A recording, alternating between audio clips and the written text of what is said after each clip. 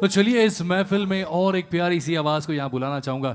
खरं तर आपण मराठमोळ्या संस्कृतीत जगलेली माणसं आहोत आणि या मराठमोळ्या मातीत अशा एखाद्या कार्यक्रमात जिथे हिंदी गाणीही सादर होत आहेत, मराठी गाणी सादर होत आहेत, तिथे जर लावणी नाही झाली तर कसं वाटेल? हा काहीतरी ऐकू येतंय मला. हा तुमच्या मनातल्या भावना कळतायत मला.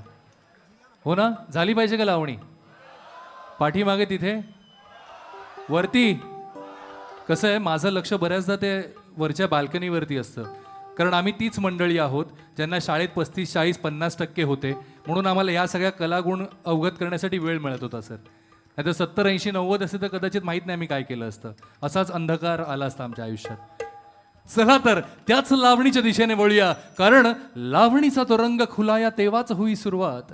अहो लावणीचा तो रंग खुलाया तेव्हाच होई सुरुवात, जेव्हा लावणीला मिळते तुमची टाळ्या आणि शिट्ट्यांची दाद. तुमची टाळ्या आणि शिट्ट्यांची दाद येते याच लावणीचा आस्वाद घेत पार्श्वगायिका अबोली गिरे.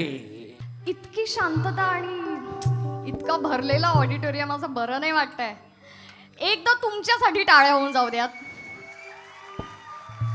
खूप छान वाटतं आणि ये मेरा भाग्य है कुमार सानू सर के सामने भाऊ दादा आणि मकरंद दादा यांच्या पुढे मला ITSF अवॉर्ड्सच्या निमित्ताने सादर करायला मिळतं आहे माझा परफॉर्मन्स. मला खूप बरं वाटतं आहे आणि स्वामींसमोर पण.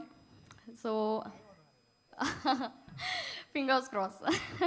Okay right.